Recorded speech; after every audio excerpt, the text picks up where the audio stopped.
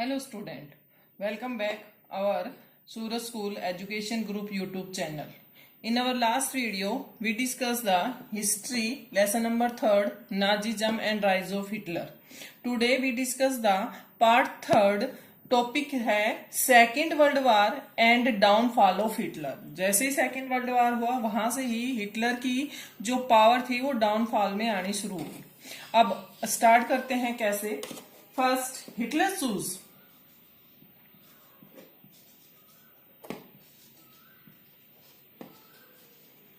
वार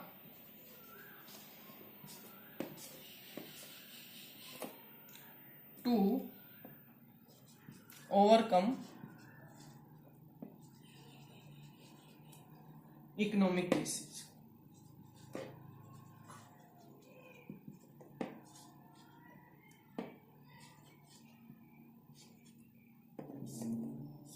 Hitler ने economic crisis अपनी आर्थिक स्थिति को सुधारने के लिए वार का रास्ता अपनाया कि मैं युद्ध करूंगा, लड़ाई लड़ूंगा और अपनी यूनियन टेरिटरी और रिसोर्सेज को बढ़ाऊंगा, तो जिससे मैं अपने इकोनॉमिक जो कंडीशन है ना उसको अच्छा कर लूंगा।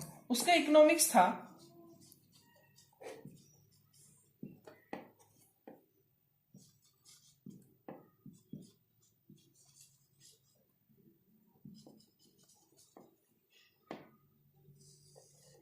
जलमार, ये उसका इकोनॉमिक्स था।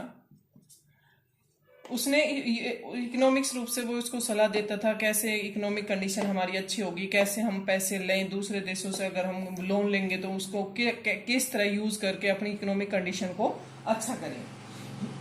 लेकिन हिटलर ने जैसे ही चूज का रास्ता अपनाया कि मैं वार से अपनी इकोनॉमिक कंडीशन करूंगा, ही एडवाइज हिटलर, उसने हिटलर को एडवाइस दी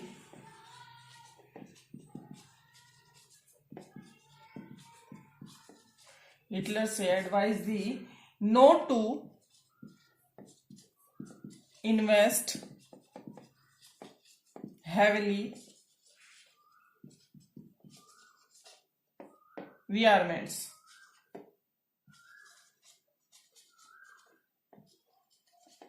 रियारमेंट्स पर उसने कहा कि इतने हमें, रियारमेंट्स का मतलब होता है हथियार बनाना।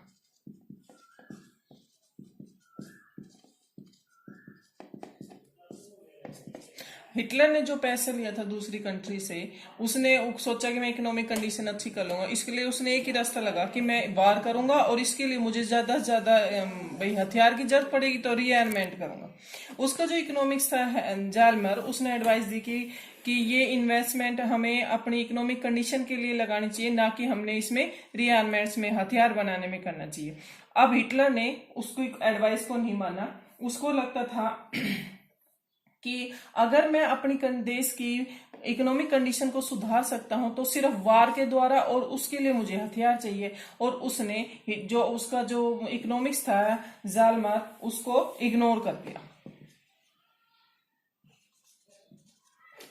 कर दिया, उसको हटा दिया, भैया मेरे को तेरी जरूरत नहीं है। और वो खुद ही सारी इकोनॉमिक कंडीशन को सुधारने लगा। इकोनॉमिक क्राइसिस से बाहर आने के लिए उसने कुछ चेंजेस किए। अपनी इकोनॉमिक क्राइसिस से बाहर आने के लिए, जो आर्थिक उसके पास जो पैसे की कमी आ रही थी, उसके लिए उसने बाहर आने के लिए प्लान किया। सबसे पहले उसने कहा कि इसके लिए मुझे रिसोर्स चाहिए और इसके लिए मुझे टेरिटरी बढ़ानी पड़ेगी। टेरिटरी कब बढ़ेगी? जब मैं युद्ध करूंगा और दूसरे किसी राज्य को जीतूंगा, अपने अंदर मिलाऊंगा। उनको जब अपने अंदर मिला लूंगा तो उनके रिसोर्सेज अपने आप मेरे हो जाएंगे। अब इसके लिए उसको युद्ध करना पड़ेगा। तो उसने क्या किया, अपनी एक्सपेंडेड करने के लिए टेरिटरीज को इन सितंबर 1939, उसने सितंबर 1939 में इन्वेंटेड पोलैंड को इन्वेट करने की सोची सबसे पहले। और इसी डेट से ही हम शुरुआत करते हैं कि इसी डेट से ही माना जाता है कि सेकेंड वर्ल्ड वार की शुरुआत। सबसे पहले उसने पोलैंड को इन्वेडेड करना शुरू कर दिया।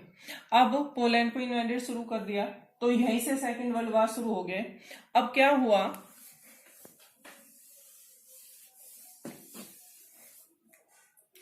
अब यहाँ ये जर्मनी यहाँ इसके पोलैंड कंट्री थी, इस पे इन्वेड किया और इसको जीतना शुरू कर दिया।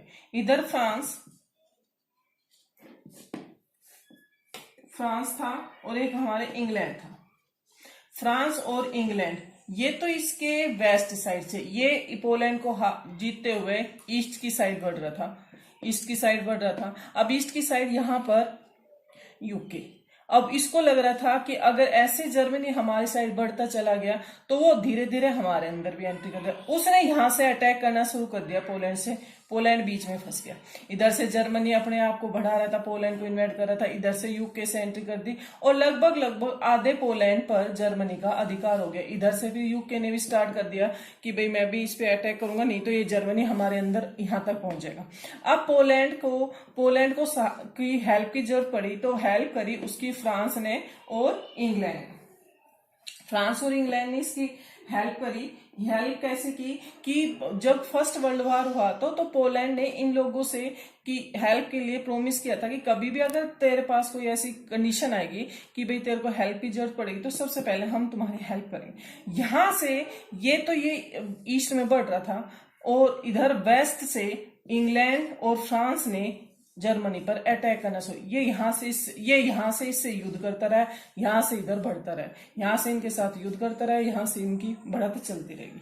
अब क्या हुआ, अब कह रहे हैं कि ये सेकंड वर्ल्ड वॉर क्या है, क्योंकि सिर्फ जर्मनी और पोलैंड का ही काम था। इसको सेकंड वर्ल्ड वॉर कैसे कह सकते हैं?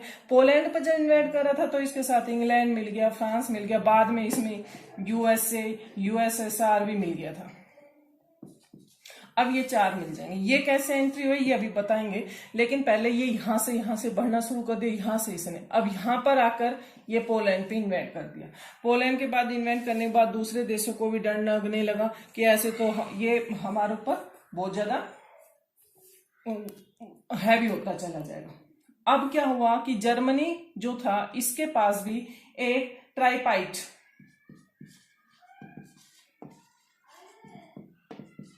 पैक्ट हुआ। इस पैक्ट के अनुसार जर्मनी का जो साथ देगा वो इटली प्लस जापान, ये 2 देश इस पैक्ट के अनुसार जर्मनी का साथ देंगे। अब जर्मनी का साथ देंगे अब जर्मनी बड़े ही पावरफुल होगी। बाय द एंड ऑफ 1940 के एंड तक हिटलर जो था सबसे ज्यादा पावरफुल हो गया था। Hitler at the pinnacle of his power. सबको ये लग रहा था एंड 40 तक कि भाई ये जो हिटलर है ना ये जीत जाएगा क्योंकि ये बहुत ज्यादा इसने अपने आप को बढ़ा लिया था। इटली भी एक अच्छी कंट्री थी उस टाइम, जापान भी एक अच्छी मजबूत डेवलप्ड कंट्री थी, इन्होंने इसका साथ दे दिया। सबको लग रहा था कि ये सारी चीजें हो जाएगी। अब 2 पावर में बट गई थी सेकेंड वर्ल्ड वॉर में। एक तो हो गया था हमारा अलाई पावर, एक हो गया था हमारा एक्सिस पावर। अलाई पावर में अब कौन कौन सी कंट्री आ गए थे? सबसे पहले फ्रांस, इंग्लैंड, फिर बाद में इसमें यूएसए मिल गया था, फिर यूएसएसआर मिल गया था। ये हमारा अलाई पावर। एक्सिस पावर में सबसे पहले तो जर्मनी था ही, जर्मनी के साथ फिर इटली मिल गया, इटली के बाद इसको जापान मिल गया। अब एक्सिस पावर हारी थी। अब देखो कैसे हारी, क्या हुआ। इन जून 1941 Germany attack Soviet union. Germany ने सोवियत यूनियन पर अटैक कर दिया 41 में, और ये अटैक ही सबसे ज्यादा हिटलर की हिस्टोरिक ब्लंडर मिस्टेक थी। हिटलर ने इस पर आक्रमण करना ये पावरफुल था, बहुत अच्छी पकड़ थी इसकी, पावरफुल था, सबको लग रहा था हिटलर जीतेगा। लेकिन 1941 में हिटलर ने सबसे बड़ी गलती कर दी सोवियत यूनियन पर अटैक करके, और ये हिस्टोरिक रूप में हिटलर की सबसे बड़ी ब्लंडर मिस्टेक मानी जाती है। और यहीं से ही हिटलर की जो फॉल शुरू हो गई थी, हिटलर डाउनफॉल में चला गया। अब हिटलर ने सोवियत में कैसे एंट्री करी, कैसे क्या हुआ, अब देखते हैं। अब जो युद्ध हुआ सोवियत पे अटैक करने के बाद, दो फ्रंट में हो गया वार, जो थी दो फ्रंट में चलेगी, east front and west front. War अब दो फ्रंट में चलेगी, ईस्ट और वेस्ट फ्रंट। ईस्ट फ्रंट में क्या हुआ, ऑन ईस्ट फ्रंट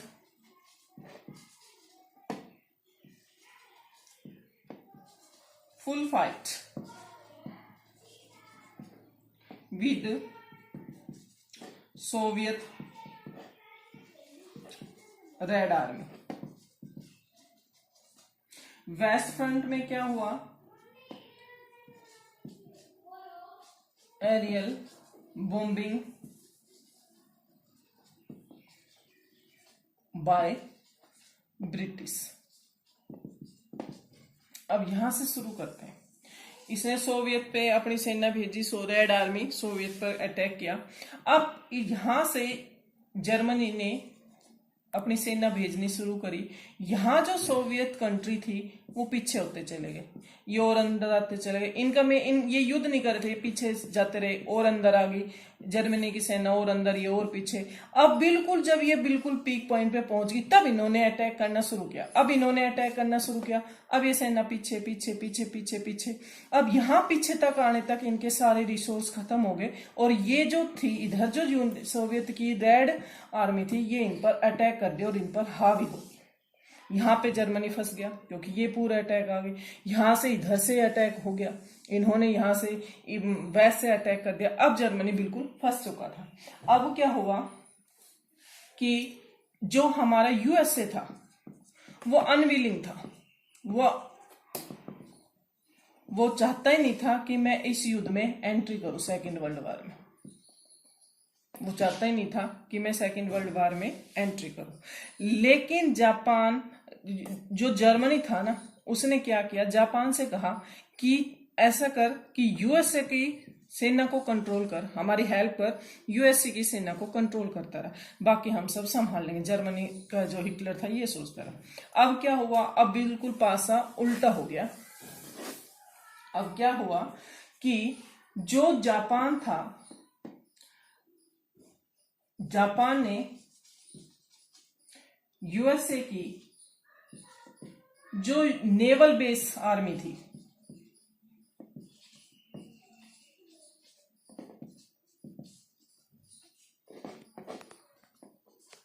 उस पर अटैक कर दिया, बम गिरा दिया, बम कर दिया। उसका नाम था पर्ल हार्बर।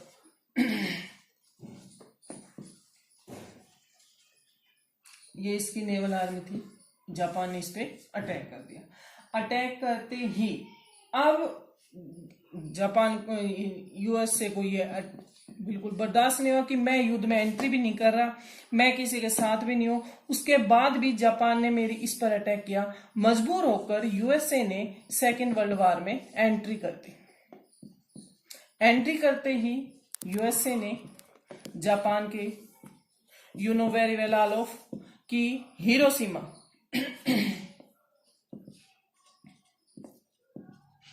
और नागासाकी, जापान की दो जगह थी, इस पर एटम बम गिरा दिया। एटम बम गिरा के इन दोनों को बिल्कुल खत्म कर दिया, और यहीं पर ही सेकेंड वर्ल्ड वॉर की एंड हो गई। और यहां से डाउनफॉल हिटलर की भी पूरी पावर उससे छीन गई, और जो हमारी एक्सिस पावर थी वो हार गई। Thanks, have a nice day.